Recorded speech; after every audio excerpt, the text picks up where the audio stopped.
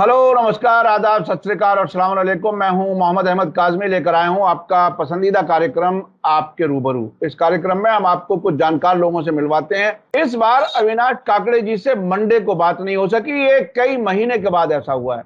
उनकी जरा तबीयत ठीक नहीं थी और उसके बाद आज वो दिल्ली में है, लेकिन हमारे स्टूडियो तक नहीं आ सके क्योंकि दिल्ली में जगह जगह पुलिस रोक करके पूछ रही है कहाँ जाना है, किधर जाना है। तो एक रुकावटों का सिलसिला जारी है, लेकिन हम लोग काम उसी तरह से कर रहे हैं। अविनाश काकड़े जी अपने बेटे के यहाँ, बेटा उनका दिल्ली में रहता है, वहां है, और मैं अपने ऑफिस में हूं, अपने स्टूडियो में हूं।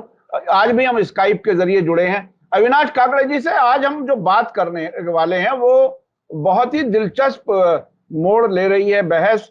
भारत वर्सेस इंडिया, आखिर क्या होगा? आरएसएस अब इंडिया को छोड़ने पर मजबूर हो गई। अरविंद केजरीवाल ने बहुत ही दिलचस्प बयान दिया है कि अगर हम अपने अलायंस का नाम भारत रख लें तो क्या आरएसएस वाले भारत भी कहना बंद कर देंगे? ये बहस कहां जाकर के रुकेगी? इससे किसको फायदा होगा, किसको नुकसान होगा, इस पर बात करेंगे।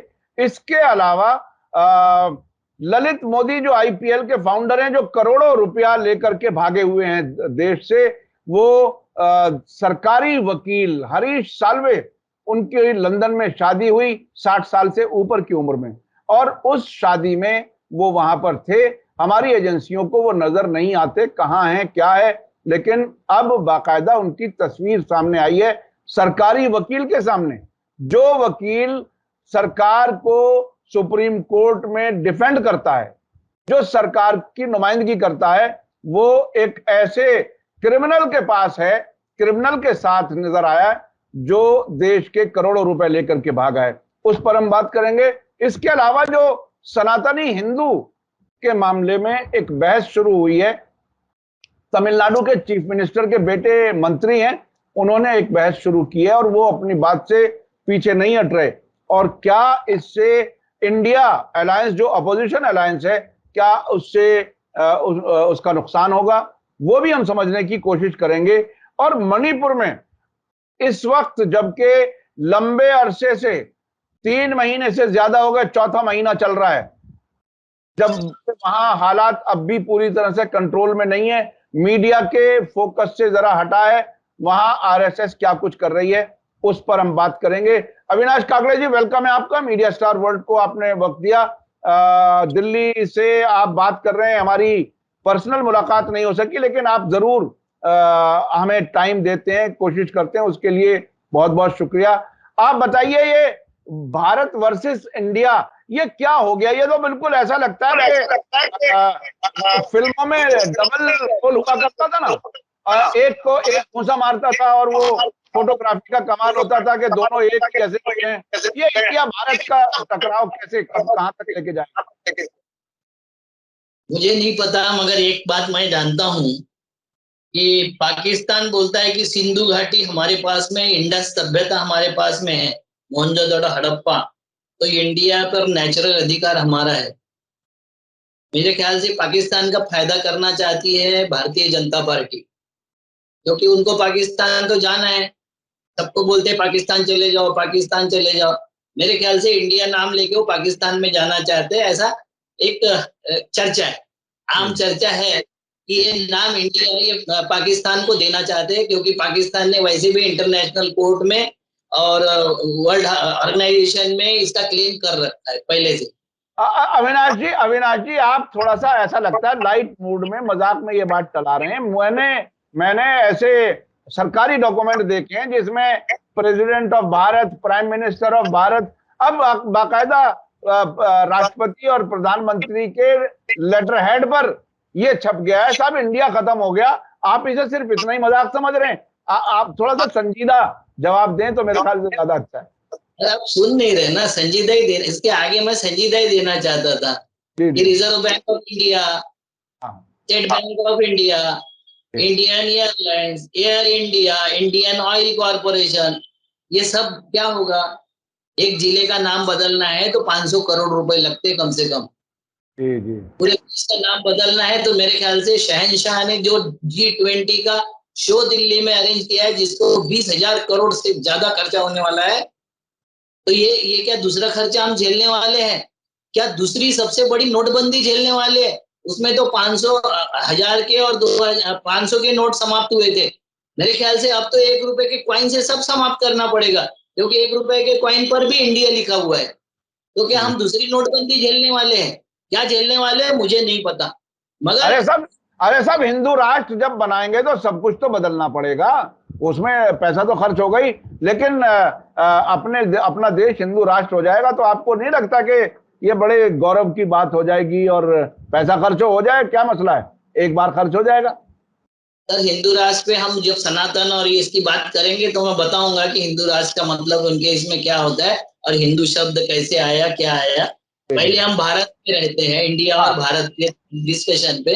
जी तो जी। ये डिस्कशन ये है कि मोदी 56 इंच के मोदी जी घबरा गए। इंडिया ये नाम से घबरा गए, क्योंकि उन्होंने देखा कि जो सारे लोग इकट्ठा हुए हैं उनके साथ में कम से कम 60% वोट है, भारत के 60%। और 60% वोटों को प्रेजेंट करने वाला एक ऐसा यानी पूरा ग्रुप बन गया है जिसकी घबराहट मोदी जी के हर स्टेप पर दिखाई दे रही है। अब ये स्टेप स्टेप जो गलत पे गलत स्टेप हो रही है, जैसे इंडिया ने जैसे ही 3 बड़े फैसले ले लिए, ये सारी कमेटियां एक झटके में बना दी उन्होंने। सारी कमेटियां, वोट डिस्ट्रीब्यूशन का क्या होगा, इसका क्या होगा, हमारा मैनिफेस्टो क्या बनेगा, हमारी प्रचार यंत्रणा क्या होगी, हमारे स्टार प्रचारक क्या होंगे, ये तय करने वाली कम से कम 6 कमेटियां उन्होंने बना दिए। और सबसे पहले हमारे 350 से 400 जगहों पर हम एक साथ कैसे लड़ सकते हैं, एक दूसरे के विरोध में कैंडिडेट ना खड़े करके हम वन वन पार्टी और वन कैंडिडेट कैसे अलायंस का खड़ा कर सकते हैं, इंडिया का कैंडिडेट। ये उन्होंने जब मुंबई में डिसाइड कर लिया तो घबरा गए। पूरे के पूरे बीजेपी का सारा महकमा घबरा गया, इनको ये ध्यान में आ गया। आप देख लीजिए, भागवत साहब का भी एक स्टेटमेंट आया है कि अब भारत बोलना पड़ेगा। क्यों भाई? खेलो इंडिया, दौड़ो इंडिया, भागो India, skill India, scale India, ये तो मोदी जी की घोषणा थी। वोट डालोगे तो जीतेगा इंडिया, ये मोदी जी की घोषणा थी। तो अब इंडिया को हराना है क्या, ये सबसे पहला जवाब उनको देना पड़ेगा। और ये उनके समझ में नहीं आ रहा। केजरीवाल जी ने जो बोला था कि भारत राम रख लोगे तब भी आपको परेशानी हो जाएगी, फिर इंडिया भी नहीं रहेगा, भारत नहीं रहेगा, तो क्या हिंदुस्तान रखोगे? और फिर संविधान में उसका बदल कैसे करोगे? ये सारी चीजें हैं। दूसरा, उन्होंने सीट शेयरिंग पर काम शुरू कर दिया और देश भर में इंडिया की रैलियां होगी। अब किसी एक पार्टी की रैली नहीं होगी, जो भी रैली होगी वो इंडिया के नाम से रैली होगी। ये 3 डिसीजन जैसे ही ले लिए तो मोदी जी ने 3 गलतियां सबसे बड़ी कर ली। पहली गलती यह है कि बिना सूचना के विशेष सत्र बुला लिया। अब विशेष सत्र में क्या होगा, किसी को इंफॉर्मेशन नहीं है। कोई बोल रहा है कि वो वन नेशन वन इलेक्शन वाला होगा, कोई बोल रहा है वन नेशन और वो एक कायदा, समान नागरिक कायदा, उसके बारे में चर्चा करने के लिए बोल रहे हैं। कोई और कुछ बोल रहा है, कोई कुछ बोल रहा है। ये सब चीज में इसमें डोलाइमा में डाल दिया। ये कारण क्या है? ये बुलाने का कारण, ये बुलाने का कारण है कि घबराए हुए मोदी जी घबरा गए। उनको लगा जल्दी से डिसीजन लेके जल्दी से इलेक्शन कर लो, मगर उसका परिणाम ऐसा उल्टा हो गया कि वो मुंबई के इसमें डिसीजन हो गया कि 350 सीटें कैसी बटेगी। अमूमन अमूमन सारी 350 सीटों का बंटवारा हो गया। 50-60 सीटों के बारे में डिस्कशन चालू है, उसके लिए कमेटी बन गई। तो ये उल्टा दांव पड़ गया। दूसरा, जल्द चुनाव करने का जो इरादा ने उसमें दिखाई दे रहा था मोदी जी का, वो जल्द चुनाव करने का इरादा बहुत इसमें आ गया, गलत डायरेक्शन में आ गया।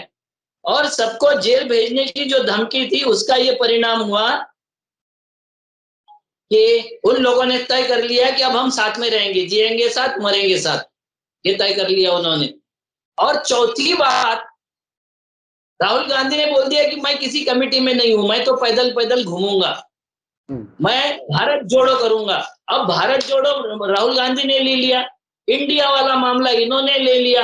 अब बीजेपी के साथ में बचा क्या है? तो बीजेपी किसियानी बिल्ली खम्बा नोचे वाली स्टेज में उस तरीके से काम कर रही है। दूसरा कोई हरकत नहीं दिखाई देती इनको। अब देखिए इसके उपाय क्या है इनके पास में। तो वो ईडी के डायरेक्टर का ये बढ़ा दिया डेट, करेंगे क्या जब कोई जेल जाने से नहीं डर रहा है? जब कोई कोई आपके आपके 36 पार्टी और 56 इंच से कोई डर नहीं रहा है, आपकी लाल आंखों का रहस्य सबको पता चल गया है कि ये लाल आंखें किसको दिखाते हैं और किसको किसके सामने ये आंखें झुका लेते हैं, मगरमच्छी आंसू बहाते हैं, पर्दे पर आप आंसू दिखाते हो और पर्दे के पीछे जाम छलकाते हो। ये जो माहौल है, ये बहुत विचित्र माहौल हो गया है। और ये विचित्र माहौल में ये सबको पता चल गया है कि इसमें कोई दम नहीं है, इनके कोई किसी बात में दम नहीं बचा है। और इसीलिए ये जो भारत वर्सेस इंडिया, ये बीजेपी की कब्र खोदने के लिए आया हुआ मुद्दा है। और जितना जितना उछालेंगे आप, पता है 268 लोगों ने आज लिख दिया सुप्रीम कोर्ट के कि सो मोटो एक्शन लेके और इसके ऊपर आपको ये करना पड़ेगा, ये सनातन वाले इसमें। ये जितने रिएक्शन करेंगे उतने खुद फंसते जाएंगे। काकड़े साहब, ये वन नेशन वन इलेक्शन और बगैर अपोजिशन को एजेंडा बताए, इवन अपनी पार्टी के एमपीज को भी एजेंडे का डिटेल बताए, स्पेशल सेशन बुलाना, ये दोनों काम बताया जा रहा है कि ये संविधान के बिल्कुल खिलाफ हैं। संविधान के खिलाफ कहां तक जाकर के आखिर क्या कुछ करेंगे? अच्छा, साथ साथ एक बात और बताइएगा, मोदी जी की जगह अगर आप होते और सरकार में रहने की ख्वाहिश होती तो कुछ तो करते ना? नहीं, कम से कम ऐसा नहीं करते, क्योंकि इंदिरा जी भुगत चुकी थी। 19 महीने की जो इमरजेंसी लगाई थी, इंदिरा जी कितनी बुरी तरीके से भुगती थी और किस तरीके से रिएक्ट हुए थे, ये इनको पता होना चाहिए। आपको बता देता हूं कि जो वन नेशन वन इलेक्शन वाला जो बना है, उसमें कितना डिस्प्रेशन है कि एक रिटायर्ड राष्ट्रपति को उसका चेयरमैन बना दिया और वो चेयरमैन बना के अब वो रिपोर्ट करेंगे, ज्वाइंट सेक्रेटरी या एडिशनल सेक्रेटरी को रिपोर्ट करेंगे। ये क्या तरीका है? ये देश का संवैधानिक मामला जो है वो पूरा गड़बड़ हो गया है, पूरा का पूरा। मतलब एक राष्ट्रपति ज्वाइंट सेक्रेटरी या डिप्टी सेक्रेटरी को या असिस्टेंट सेक्रेटरी को अपनी रिपोर्ट भेजेगा। कैसे हो गया? ये उल्टी गंगा बह रही कि नहीं? और ये संवैधानिक मामले, या आप जो संवैधानिक बात कर रहे हैं, नोटबंदी में इन्होंने अपने फाइनेंस मिनिस्टर को कॉन्फिडेंस में नहीं लिया था। तो वैसे देखिए, आपने एक बात रख दी और मुझे भी कुछ याद आ गया। राष्ट्रपति संविधान के हिसाब से तो सबसे ऊंची पोजीशन है, डेफिनेटली। वो प्रधानमंत्री को भी हटा सकते हैं और इमरजेंसी भी लगा सकते हैं, और अगर प्रधानमंत्री ना हो तो सरकार भी चला सकते हैं। लेकिन प्रैक्टिकली तो अगर थोड़ा सा और डिटेल अंदर जाकर के देखें, हमने पत्रकार के तौर पर कुछ चीजें समझी। होम मिनिस्ट्री राष्ट्रपति भवन को चलाती रहती है और होम मिनिस्ट्री ही स्टेट्स के गवर्नर्स को बनाती है देखने के लिए। हाँ, चलाती नहीं है, ये चलाते हुए अभी दिखाई दे रहे हैं, चलाती नहीं है, वो रिपोर्ट करती है, आदेश उनसे प्राप्त करती है, वो रिपोर्ट करती है। एक तो प्राइम मिनिस्टर रिपोर्ट करता है या होम मिनिस्टर रिपोर्ट करते हैं, ये दोनों का जो चलता है वो रिपोर्ट वो करते हैं, चलाने का मामला नहीं है। अब तो अपॉइंटमेंट भी प्राइम मिनिस्टर ऑफिस से तय हो रही, राष्ट्रपति की ये सर्वविदित हो गया, सबने बता दिया है कि ये अपॉइंटमेंट भी द्रौपदी मुर्मू जी जो है वो अपॉइंटमेंट फिक्स तब करती है जब प्राइम मिनिस्टर ऑफिस की आंखें उस पे उनके ऊपर निछावर होती किसी के ऊपर कि भाई हाँ, इसको मिल सकते, इसको मिल सकते, इसको नहीं मिल सकते। वो तो सतपाल मलिक भी इस बात को कह चुके हैं कि राष्ट्रपति के लिए मैं घर से निकला और अचानक फोन आ गया कि साहब आपकी मीटिंग जो है वो कैंसिल हो गई, अभी आप ना आए। तो ये तो बात उन्होंने भी कही थी। खैर, हमारी बात जरा दूसरी तरफ जा रही है। अभी आप ये बताइए कि ये जो सनातनी हिंदू वाला मामला उठाया है, तमिलनाडु के चीफ मिनिस्टर के बेटे और उनके मिनिस्टर, उन्होंने जो बात उठाई है उससे फायदा उठाते हुए अगर ये कहा जाए बीजेपी की नजर में कि उस पर सियासत करते हुए वो पूरे इंडिया अलायंस को ये कह रहे हैं कि वो एंटी हिंदू है, एंटी सनातनी है। ये क्या कुछ है मामला, थोड़ा सा इसके बारे में बताइए। जी, मैं आपको बता देता हूँ। राम के अस्तित्व को नकारने वाला, राम सेतु को नकारने वाले, राम के सारे इसमें विवादास्पद टिप्पणी करने वाले पेरियार जी के शिष्य दयानिधि करुणानिधि, आपको पता होगा करुणानिधि मतलब वहां के द्रविड़ के नेता, द्रविड़ पार्टी के नेता, डीएमके के नेता, सबसे सर्वोच्च नेता वही थे उस वक्त। उन्होंने 96 में राम के विरोध में कविता लिखी थी। राम के विरोध में उन्होंने स्टेटमेंट दिए थे कि राम ये काल्पनिक पात्र है, ये उनका कहना था। और इतना कहने के बाद उन्होंने कोई वापस नहीं लिया था शब्द। मगर 99 मतलब 1996 में उन्होंने ये कविता लिखी और वो विवाद 2 साल चला। और 1999 में बीजेपी के राष्ट्र पुरुष भीष्म पितामह अटल बिहारी वाजपेयी, मैंने आपको भेज दिया हूं, अटल बिहारी वाजपेयी ने 1999 में उनसे समझौता कर लिया। ये जो स्टालिन परिवार है, चाहे करुणानिधि हो, उदयनिधि हो, उदयनिधि स्टालिन हो या अभी के वर्तमान सीएम स्टालिन हो, इनके भूमिका में कोई विरोध नहीं रहा, कोई विरोधाभास नहीं है। वो शुरुआत से उनकी भूमिका है, वो नहीं मानते। इन्होंने यहाँ का अभी जो यहाँ का जो है ना नवरती चिंटू, इनका सबसे बड़ा वो महाराज बजरंगबली का भक्त जिसको बोलता है, उन्होंने डिक्लेयर कर दिया कि ये तो राक्षस की औलाद है, ये तो रावण की औलाद है। वो तो गर्व से बोलते हैं हम रावण की औलाद है। हाँ बिल्कुल। एक बात ध्यान में रखना पड़ेगा, अगर खुद ने उसने रावण की औलाद बोला तो तू कौन सा विशेष बोल रहा है। मगर ये बताइए कि 96 में जब प्रकट रूप से उन्होंने राम को विरोध किया था, पेरियार जी ने 1927 से राम को विरोध करना और तथाकथित हिंदू संस्कृति का विरोध करना, हिंदू भगवानों का विरोध करने में कंटिन्यूटी रखी थी। तो इन्होंने 1999 मतलब 1999 में उनसे समझौता कैसे कर लिया था। ये कौन सा किस तरीके का समझौता है। अच्छा, उन्होंने बोला क्या, उदयनिधि स्टालिन ने बोला कि सनातन धर्म कोरोना और मलेरिया जैसा वायरस है, इसे समाप्त करना चाहिए। यह स्टेटमेंट वैसा ही है जैसा कांग्रेस मुक्त भारत या मुस्लिम मुक्त या ईसाई मुक्त या दलित मुक्त भारत है। तो आपने अगर बोला कांग्रेस मुक्त भारत, आपने बोला ईसाई मुक्त भारत, मुस्लिम मुक्त भारत तो चल जाता है। ये स्टेटमेंट कोई हेट फैलाने वाला नहीं होता है। मगर किसी ने अगर बोला, जिसको आपने राक्षस डिक्लेयर कर दिए, जिनको आपने द्रविड़ डिक्लेयर कर दिए, जिनको आपने रावण की औलाद डिक्लेयर कर दिए, उन्होंने अगर राम को डिनाई किया होगा, आपके सनातन को डिनाई किया होगा, तो ये कैसे राष्ट्रद्रोह हो गया, ये कैसे समाज में भड़काने वाले स्टेटमेंट हो गए। गोलीमार ठाकुर भी इसी तरीके से बात कर रहे हैं। गोलीमार ठाकुर ने बोला कि इनके ऊपर ऐसे कार्रवाई होनी, वैसी कार्रवाई। देखो एक बात बता देता हूं, ये देश की राजनीति विभाजित होने जा रही है। ये हिंदू हिंदू करके जो दलितों को, आदिवासियों को, ओबीसी को बरगला रहे थे ना, अब ये तुरंत डिस्कोर्स खड़ा हो गया। स्टालिन के उसके उदयनिधि के स्टेटमेंट में, उदयनिधि स्टालिन के साथ में मल्लिकार्जुन खड़गे का बेटा जो एससी से आता है, महाराष्ट्र की एससी की राजनीति होगी। खाली मायावती अगर छोड़ दो तो सारे एससी नेता उसका समर्थन कर रहे हैं और ये भारी पड़ रहा है बीजेपी। क्यों? सनातन का जो मतलब है, सनातन की जो व्याख्या इन्होंने बताई है, वो व्याख्या बहुत गजब है।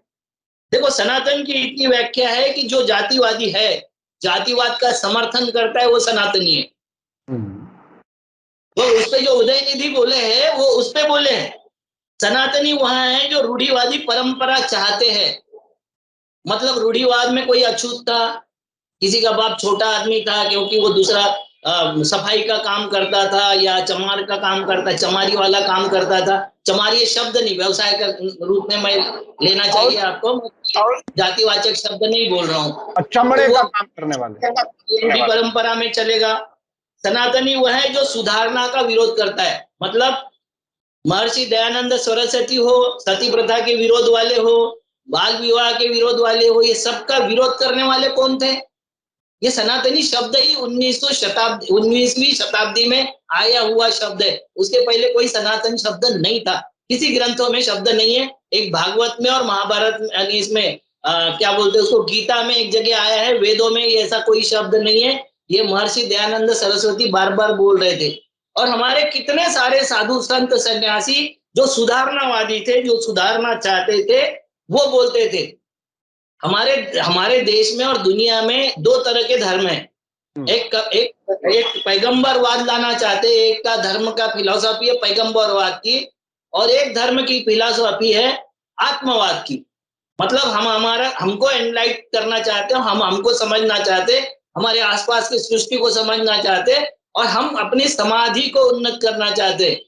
ये हमारे देश की मूल संस्कृति जो थी वो थी, जिसको हम दिगंबरवाद भी बोल सकते हैं, जिसको हम आध्यात्मवाद भी बोल सकते हैं। ये सारी वाद वाली संस्कृति भारतीय संस्कृति थी। मगर ये सनातनी जो है ये पैगंबरवाद की संस्कृति लाना चाहते, ये कहना चाहते हैं कि कृष्ण ही श्रेष्ठ है, राम श्रेष्ठ नहीं है। कभी बोलते हैं राम श्रेष्ठ है, कृष्ण श्रेष्ठ नहीं है। कभी बोलते हैं देवी श्रेष्ठ है, ये फलानी श्रेष्ठ नहीं है। ऐसा नहीं है। इस देश की संस्कृति सबको श्रेष्ठ मानने की है।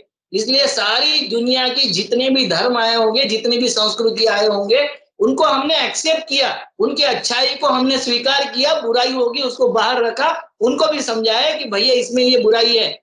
मगर इसको जो नहीं मानते, जो सुधारवाद को नहीं मानते हैं, वो सारे के सारे सनातनी कहलाते खुद को, कि जो हमारे देश में सुधार नहीं लागू होना चाहते। सनातनी वह नहीं है जो सुधारवाद को एक्सेप्ट करता है, वो सनातनी नहीं है। और ये देश में सनातनी परंपरा ये अभी अभी इन्होंने इजाद की है। ये कहते हैं कि सनातन वह है जो पूर्व परंपरा से चला आ रहा है, जो कभी नष्ट नहीं होगा।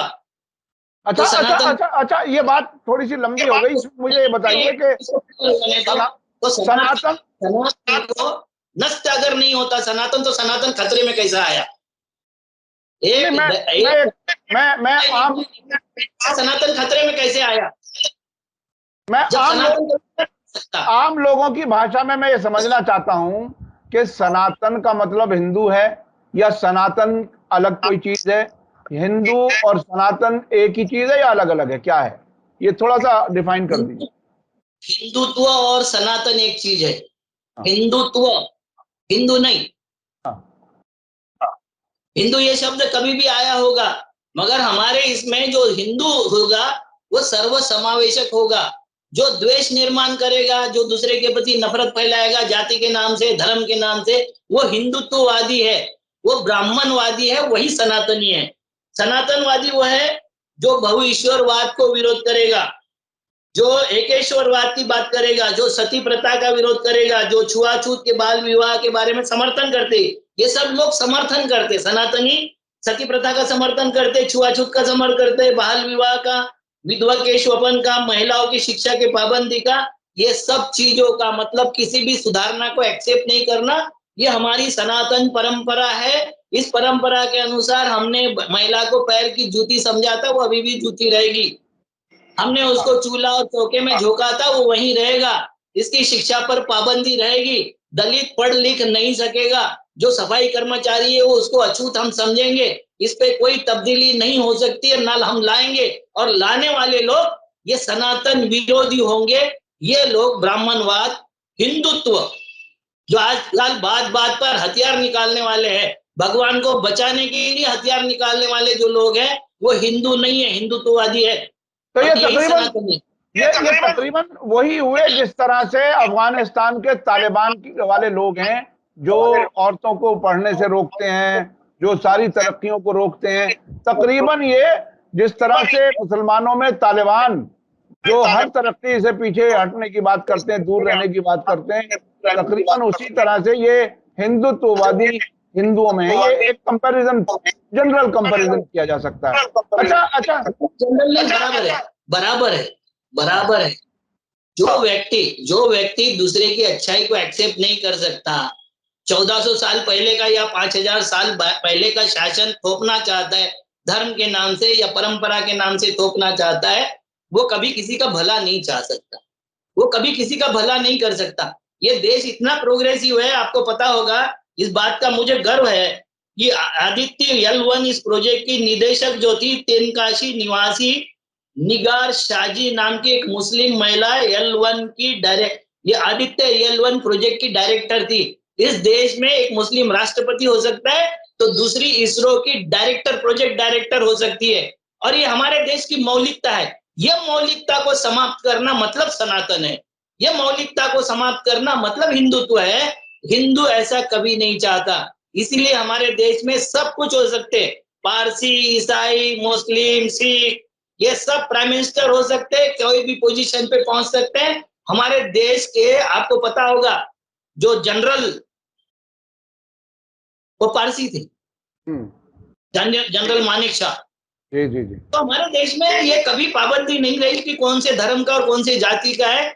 इसलिए आप बताओ मुझे कि प्रदीप खुबाड़कर नाम का एक इसरो का, जो इसका डायरेक्टर डीआरडीओ का, जो ब्रह्मोस मिसाइल की टेक्नोलॉजी भेजता है, अभी वो जो आरएसएस का होने पर मुझे गर्व है बोलता है, जो संघ शिक्षा शिविर में लेक्चर देता है, वो आदमी की और इनकी शाजी की, निगार शाजी की तुलना करके देख लो, कौन है देशभक्त, कौन है राष्ट्रभक्त? किसको समझाना चाहिए देशभक्ति और राष्ट्रभक्ति? मगर वो लोग, गद्दार लोग, समझाते हम राष्ट्रभक्त है और उनको जाति और धर्म के नाम से बोलते हैं कि ये देशद्रोही है। और इससे एक बात और साबित होती है कि निगार शाजी इतनी कॉम्पिटेंट हैं कि ये हिंदुत्ववादी सरकार भी उनको अलग नहीं कर सकी, वो इतना कॉम्पिटेंट है। अच्छा खैर, अब मैं जरा वक्त की कमी है हमारे पास। मणिपुर में आरएसएस की सरगर्मियां क्या हैं? ये मणिपुर का जिक्र नहीं करना चाहते, प्रधानमंत्री कोई बात नहीं करना चाहते, जाना तो बहुत दूर की बात, और अपने होम मिनिस्टर से, अमित शाह से कहलवाते हैं कि प्रधानमंत्री जी हर 3 घंटे में मणिपुर के बारे में जानना चाहते हैं। लेकिन वहां क्या जानना चाहते हैं? ये आरएसएस की सरगर्मियां या कंट्रोल करने को वहां पर कुछ हो रहा है? देखो, कर्नाटक में जगह जगह पर पाकिस्तानी झंडा फहराने वाली श्री राम सेना, महाराष्ट्र में सारे साधु संत परंपरा को गाली देने वाली शिव प्रतिष्ठान हिंदुस्तान जैसी संगठना, हिंदू जागरण जैसी संगठना ये देश में विष फैलाती है। उसी तरीके से आरामबाई थेंगोल और मैती लिपुन यूथ नाम की निजी संगठन मणिपुर में चलते हैं, और ये संगठन आरएसएस से संलग्न है। आरएसएस की प्राइवेट सेना करके वहां काम करते हैं, जिसके लिए करोड़ों रुपए का फंड यहाँ से लीगल और इलीगल तरीके से, दोनों तरीके से दिया गया है। ये जैसे गोडसे ने मारा तो वो उसको हमारा है नहीं करके 1 मिनट में बोल देते हैं कि हमारा आदमी नहीं था, मगर गोडसे मुर्दाबाद नहीं बोलते, गोडसे का बार बार प्रचार करते हैं, गोडसे का गौरव करते हैं। ये ऐसी जो परंपरा है, ये परंपरा का ही हम विरोध करते हैं। हम कौन सी परंपरा का विरोध करते हैं? मणिपुर आज भी शांत नहीं हुआ। मणिपुर आज भी, अभी परसों के दिन में वहां का जो एकते का गीत गाने वाला सबसे बड़ा गीतकार था, उसकी हत्या हो गई। चुन चुन के मारे जा रहे। जो समन्वय निर्माण करते हैं, एक दूसरे जातियों को दूसरे जातियों के साथ जोड़ना चाहते हैं, उसको सबको चुन चुन के मारा जा रहा है। और इसमें पुलिस प्रशासन और इवन दिल्ली प्रशासन, क्योंकि वहां जो प्रशासक बैठा हुआ है वो दिल्ली का बैठा हुआ है, अब वहां का सीएम पपेट है, तो जो कुछ हिंसा हो रही है वो वहां हो रही है। हमारे शहंशाह G20 में 20,000 करोड़ रुपए खर्चा कर रहे हैं और मणिपुर जल रहा, उसके तरफ हमारा कोई ध्यान नहीं है। हम बात करते पाकिस्तान में 21 चर्च जल गई, हमारे यहाँ 250 चर्च जल गई, और ये पूरा दुनिया बोल रही है। बल्कि आपका मार्केट बड़ा है, आपका प्रेशर बड़ा है, इसलिए उतनी चर्चा नहीं करते, उसमें छोड़ देते हैं। मगर ये सच्चाई छुप नहीं सकती, ये बात नहीं हो सकती कि आपके यहाँ वही बात होती रहे और हम ये बताते रहे कि हमारे प्राइम मिनिस्टर 18 घंटे काम करते। क्या काम किया? एक आरटीआई ने, देखो ये हर वक्त डिस्कोर्स कैसे बनाते, एक इनके आरटीआई एक्टिविस्ट ने फिर से प्रधानमंत्री कार्यालय में जवाब मांगा कि ये 5 साल में मोदी ने कितनी छुट्टियां ली, और उसके साथ में गलती से उन्होंने ये डाल दिया कि पिछले 7-8 प्राइम मिनिस्टर ने कितनी छुट्टियां ली। तो उन्होंने जवाब दिया कि the PMO said that the prime minister of India is on duty all the time. 24 घंटे ये ड्यूटी पर होते हैं। मतलब घुटना भी बदलना है अटल बिहारी वाजपेयी जी का तो ऑन ड्यूटी होते हो। किसी भी ट्रीटमेंट किसी भी प्राइम मिनिस्टर की होनी है तो ऑन ड्यूटी ही उसको करना पड़ेगा, कि क्राउन कभी खाली नहीं रहता है। उसके अंतर्गत Manmohan Singh ji, Atal Bihari Vajpayee, HD. Deve Gowda, IK. Gujral, PV. Narasimha Rao, Chandrashekhar, VP Singh, Rajiv Gandhi और नरेंद्र मोदी, इन्होंने एक भी छुट्टी नहीं ली। आरटीआई का जवाब है। अब बताओ क्या करोगे? अब तो वो तो सब जगह बिल्कुल मैनेज किया जा रहा है। अच्छा, मैं बिल्कुल आखिर में, वक्त की कमी है हमारे पास, ये हरीश साल्वे जी के साथ ललित मोदी का नाम जो जुड़ा लंदन में, तो क्या है उस, अच्छा उसमें कभी कोई अभी कोई जवाब भी नहीं आया किसी तरह का। बहुत मुमकिन है कि ये कह दिया जाए कि उनके पर्सनल दोस्त हैं, लेकिन सरकारी वकील, सरकार की रक्षा करने वाले सुप्रीम कोर्ट में, उन्हीं के शादी में वो आए, ललित मोदी यहाँ से करोड़ों रुपए लेके गए हुए हैं। क्या किस तरह से चल रहा है, क्या है? सर मैं एक बात जानता हूं कि जब मैंने जो हमारे पार्लियामेंट पे हमला हुआ था और उसका वकील पत्र जब राम जेठमलानी साहब ने लिया था, राम जेठमलानी चूंकि मुझे बेटे जैसा प्यार करते थे, तो मैंने बोला कि सब देशद्रोही का केस आप ही लोगे क्या? तो उन्होंने मुझे पूछा कि अविनाशी ये देशद्रोही कैसा है, तुम डिक्लेयर कर रही है, सारे के सारे न्यूज़पेपर डिक्लेयर कर रहे हैं और आप भी डिक्लेयर कर लिए। मैं बोला नहीं, उन्होंने एक स्टेटमेंट दिया है कि पार्लियामेंट में जिन लोगों ने अटैक किया उसका मुझे गर्व है और मैं उसमें प्राउड फील करता हूँ। बोले स्टेटमेंट दिखा मुझे। मैंने उनको पेपर का स्टेटमेंट दिखा दिया। उन्होंने उसके एडिटर को और वो न्यूज जिसने लिखा था उसको फोन किया, बोले तेरे पास रिकॉर्डिंग है? उसने बोला हाँ रिकॉर्डिंग है, उन्होंने ऐसा बोला है। ये अफजल गुरु ने फर्स्ट स्टेशन में वो बोला था, बाद में पता चला कि उनके वो सब, मगर ये बात जो है वो वर्ड ऑफ प्रिंसिपल है। उन्होंने उसका वकील पत्र वापस कर दिया, उसका वकील पत्र नहीं लिया। ये जो ललित मोदी जी है, ये हरीश साल्वे जी के व्यक्तिगत मित्र हो सकते हैं, मुझे नहीं आपत्ति कोई, उनके शायद वकील भी हो सकते हैं, मगर अभी ये one nation one election committee के सदस्य है। ये हर चीज, हर स्टेट में कुछ उपद्रव होता है तो उसमें ये वकील होते हैं। इंटरनेशनल कोर्ट में कुलदीप सिंह का मामला जो आया था उसमें भी हमारे वकील थे, बहुत अच्छे वकील है, मगर ये 67 ईयर की उम्र में, 67 साल की उम्र में जब तीसरी शादी करते हैं और उस शादी में ललित मोदी जाम छलकाते हुए नाचते हैं। आप मुझे ये बताइए कि क्या ये वन नेशन वन इलेक्शन वाली कमेटी के लिए धब्बा नहीं है? हमारे प्राइम मिनिस्टर प्रेसिडेंट के लिए धब्बा नहीं है? ये नरेंद्र मोदी जी की बदनामी नहीं है कि नरेंद्र मोदी जी के साथ में जो रेगुलर टच में है ऐसा आदमी ललित मोदी के टच में रहता है, और जो ललित मोदी ईडी की डायरेक्ट इस पे है, टारगेट पर है, सीबीआई के टारगेट पर है, इस देश का मोस्ट वांटेड क्रिमिनल है, इस देश में आर्थिक गबन करके भागा हुआ एक मुर्जिम है, और वो इनके टच में है, इस तरीके से टच में है। तो अब मुझे बताइए कि इसका आरोप अगर लोग मोदी पे लगाएंगे तो क्या गलत होगा? और राहुल गांधी ने जो बात कही थी जिस पर उनका सदस्यता जाती रही थी, उस पर भी फिर दोबारा विचार किया जा सकता है, मुझे ऐसा लगता है। देखो आपको बात बताता हूँ, OCCRP और द गार्डियन और फाइनेंशियल टाइम्स, ये तीनों पेपरों ने जिस तरीके से विनोद शांतिलाल अडानी और शांतिलाल अडानी वाला मामला उठाया है, यह मामला बहुत बड़ा है, जिसमें एक तरफ आरएसएस बोलते हैं कि हम वामपंथी मतलब कम्युनिस्ट विचारधारा के और मुस्लिम विचारधारा के विरोधी है, उसी इसमें अडानी जी के लिए 470 मिलियन डॉलर कौन अवेलेबल कराता है? चांग चुंग डिंग नाम का एक चाइनीज और नासिर अली शहबान अली नाम का एक मुस्लिम। तो एक मुस्लिम और एक कम्युनिस्ट, ये दोनों आरएसएस के फंटर आदमी को और अकेले आदमी को 470 मिलियन डॉलर उन्होंने अडानी को ही अवेलेबल करवाए, दूसरे किसी को अवेलेबल नहीं करवाए।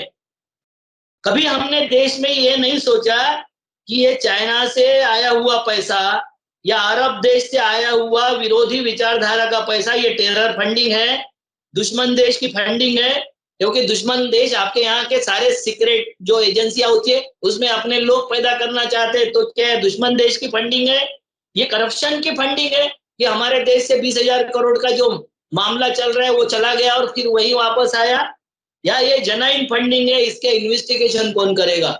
इस देश के सरकार ने कानून बदल दिया है, फॉरेन का जो इन्वेस्टमेंट आता है उसका जिसका नाम आगे आया उसी का नाम लेना है, बाकी किसी का नाम पता नहीं है। और आपको एक आरटीआई मैंने भेजा है कि ये दुबई के नागरिक हो गए, विनोद अडानी जी दुबई के नागरिक हो गए, और इनके माध्यम से इतना अरबों खरबों रुपया हमारे देश में आ रहा है, तो एक अर्थशास्त्री ने बोला था कि capitalism with the governmental help is the worst type of economic phenomena. ये worst type of economic phenomena चल रहा है, ये देश को लूटने की एक पराकाष्ठा है। पाकिस्तान के सारे उद्योग फौज चला रही है, 288 मिलियन डॉलर का उनका पूरा टर्नओवर है, और हमारा एक उद्योगपति 470 मिलियन डॉलर एक सोर्स से प्राप्त करता है, और जिसका हमें कुछ पता नहीं है। तो हमारा देश एक उद्योगपति चला रहा है, वहां की फौज चला रही है, बहुत ज्यादा फर्क नहीं है। डोनाल्ड ट्रंप जब पकड़ा जाता है तो कोई ये नहीं बोलता कि राष्ट्र खतरे में आ गया, राष्ट्रवाद खतरे में आ गया, राष्ट्र का अपमान हो गया या देश पर हमला हो गया। मगर हमारे ऊपर अडानी पर कुछ हो जाए तो हम तुरंत राष्ट्र पर हमला बोल देते हैं, देश पर हमला बोल देते हैं। मोदी को अगर कुछ बोला जाए तो ये राष्ट्र का अपमान हो जाता है। ये कौन सा राष्ट्रवाद है और ये कौन सी देशभक्ति है, मुझे समझ में नहीं आ रही है। जी जी जी, बहुत बहुत शुक्रिया अविनाश काकड़े जी। हम वक्त की मजबूरी की वजह से आप बात आगे नहीं बढ़ा पा रहे, अगले हफ्ते फिर आपसे बात होगी। मैं अपने दर्शकों को बता दूं कि वो अविनाश काकड़े जी बहुत तैयारी से, बहुत ही आंकड़ों के साथ बैठते हैं और इसमें इंफॉर्मेशन बहुत आती है, इसलिए मैं बीच में सवालात जरा कम करता हूं ताकि ज्यादा से ज्यादा इंफॉर्मेशन आ जाए।